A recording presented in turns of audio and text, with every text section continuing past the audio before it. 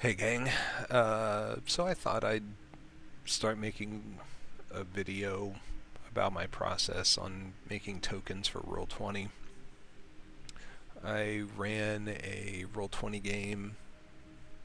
You guys hate backstory. I don't even know why I'm going into this. I can make tokens in Roll20 using Heroforge.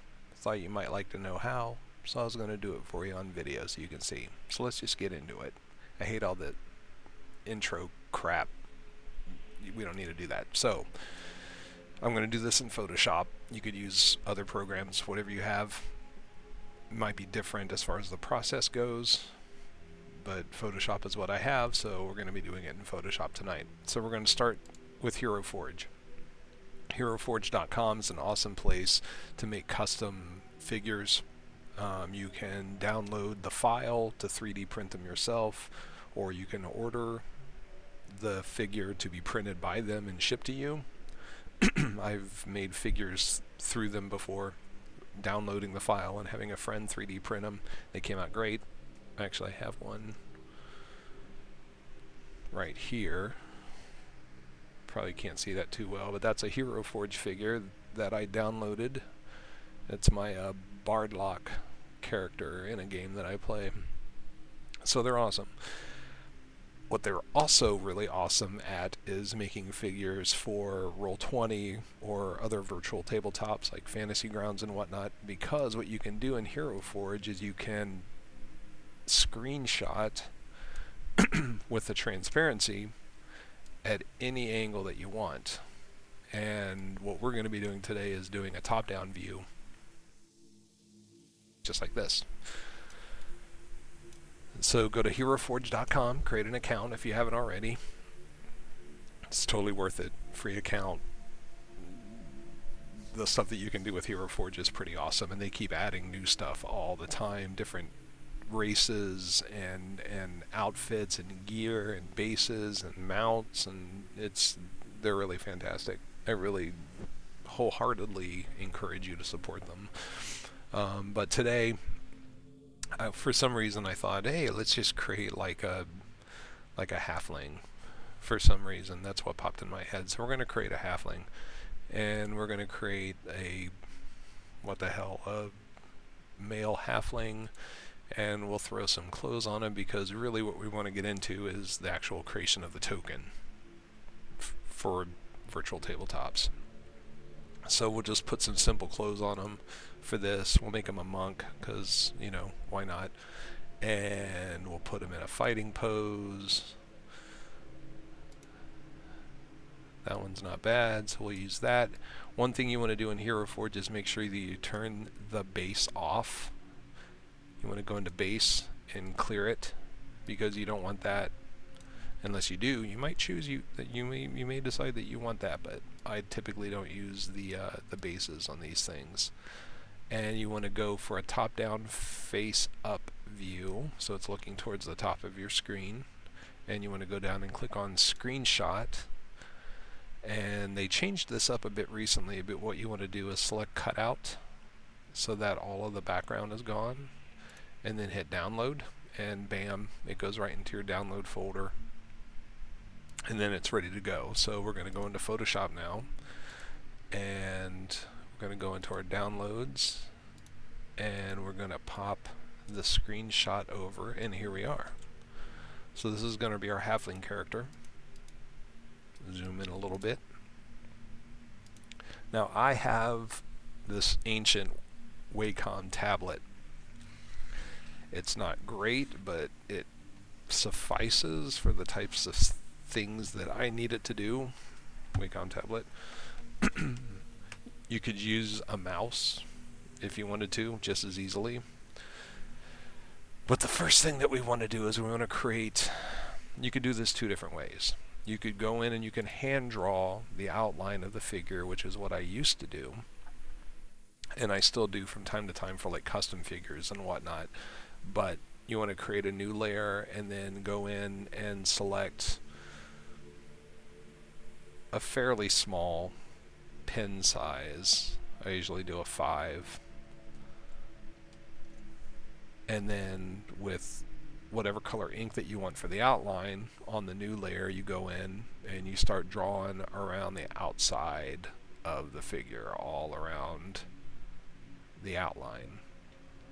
And the results for this can be pretty good, but it's also time consuming, and I don't know about you, but time is a luxury for me. So if there are figures that I'm not planning on reselling, that I'm just doing for my own personal games, I use this method instead. And what you want to do is you want to, for your layer that the figure is on, you want to duplicate it.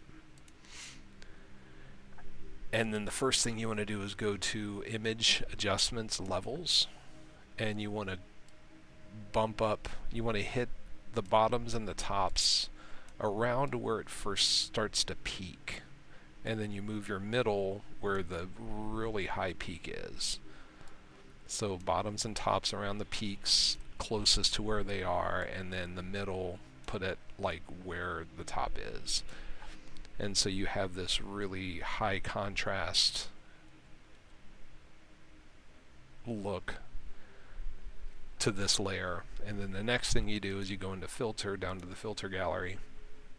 Depending on what version of Photoshop you have, that might be a little bit different, but for me, I have CS6, so it's in the Filter Gallery, and you want to go to Glowing Edges. The settings I use are 1, 20, and 1 for the edge width, the brightness, and the smoothness, and just hit OK. Then what you want to do is invert that layer, so you go to Image Adjustments, Invert. That creates sort of the outline that we're looking for, and it creates these sort of jagged edges for the gradients, which isn't really awesome. So what I do is I go back into Filter and I go to Noise to reduce noise, and I reduce it about that much, 10, 0, 92, 27. So it's not quite as harsh, as you can see. And then you want to set that layer to multiply so that you can see the nicer shades underneath on the bottom layer, and then you have sort of this dark outline over top of it. Once you have the outline, select the base layer again where the original figure was and create a new layer, and now we're going to go in and we're going to colorize it. You can add whatever colors that you want. You could even go in, let's just search for Frodo pictures. So here's some pictures of Frodo that we're going to pull some colors out of.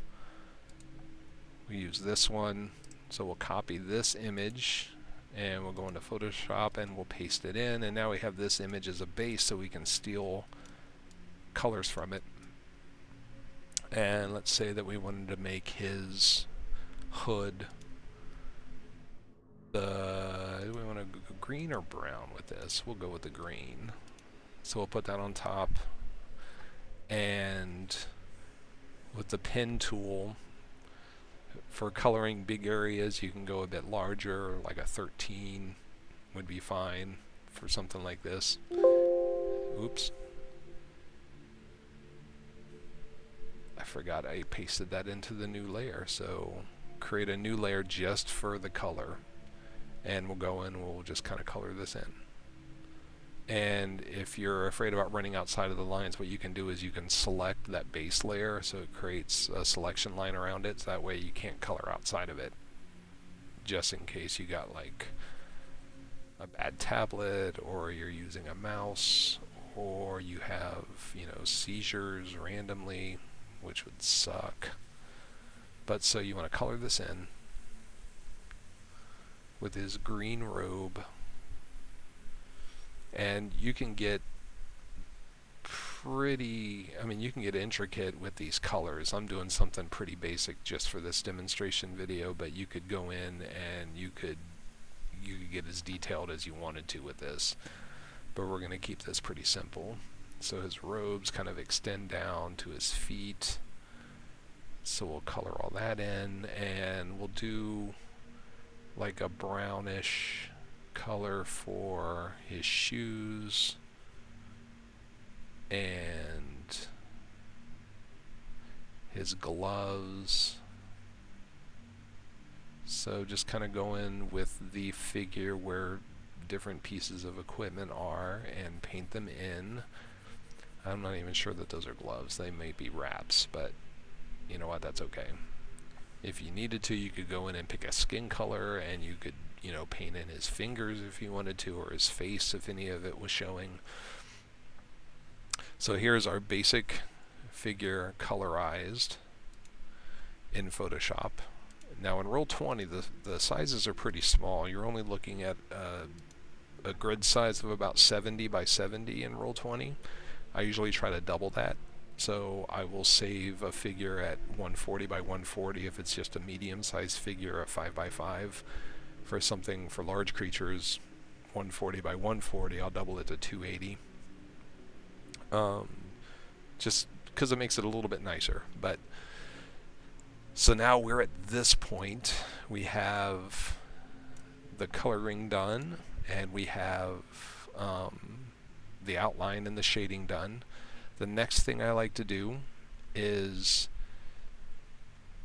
on the base layer with the original figure, go ahead and select it again, create a new layer and throw it on the bottom, and then add a black stroke to that selection.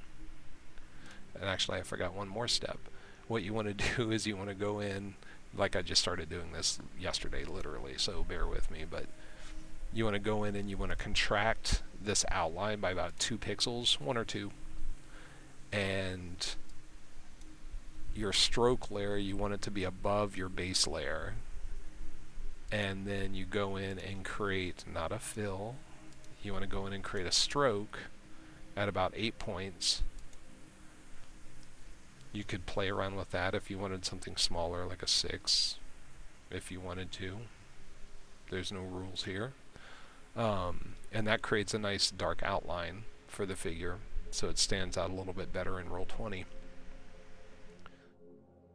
This is, you could go with this as is if you wanted to use this as your token.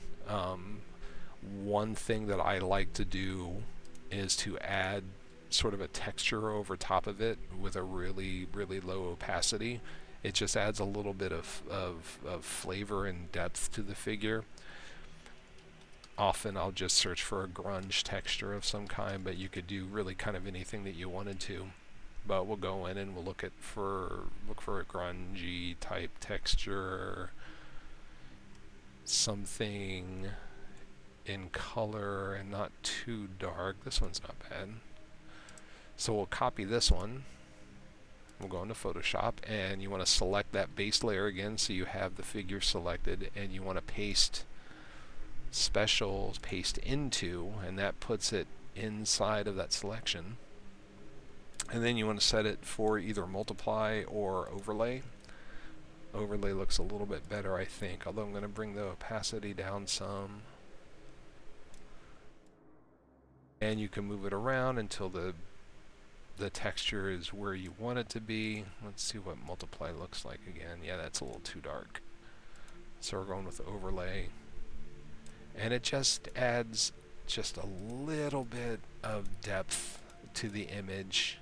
And these things are so small generally in Roll20 that most people won't even notice, but I notice, so that's the way I like to do it. So this is looking pretty good. I think this would work right now just fine as a token. So once you're at a place where you feel pretty good about what you're seeing, you want to hold down the Shift key and select a square, a rectangular area around the figure. With halflings, I like to go a little bit smaller because they're smaller. So you just want to kind of center the figure in that square and then crop it down to the square, and then we're going to resize it down to whatever size that the figure needs to be. Most of them are going to be medium, which in Roll20 is 70 pixels. I like to double it to 140. So we're going to take it down to 140, and you can see this is at 100%, so you can see how small that is. And now we're going to save it as a PNG, so it's transparent. And we'll save it to the desktop, and we'll save it as halfling. So now that's saved, and that's ready to go into Roll20. So let's go to the aforementioned Roll20. I'm going to put these instructions in with the description of the video too, I think, because pet peeve number 2 is having to sit through an incredibly long video when it would take you much less time just to read through a set of instructions. So I'm going to leave that for you. But this is my starting page for one of my games. But say this is your Roll20 or whatever other virtual tabletop that you use, and we want to load this image in. So let's find it. Close down Discord. There is our halfling PNG, and we're just going to drag it into Roll20. And there is our figure in Roll20. And from here you could, you know, assign it to whatever character that you wanted to. You could, you know, do whatever you want. It's a transparent token in Roll20, top down. Done in, I mean, I could probably do these in 10 minutes if I needed a quick one. So yeah, that's it. That's all you got to do. Heroforge.com, graphics program of choice, Photoshop, and save it as a PNG, transparent, and drop it into Roll20, and you have yourself a custom token. Doing things that aren't humanoid are a little bit tougher since Heroforge doesn't do that stuff, but anything that's a humanoid, most things that are humanoid you'll be able to put together in Heroforge, and it's pretty great. So I encourage you to check it out. Hope this helped someone out for your Roll20 games and your D&D games, and keep on playing. We'll see you soon.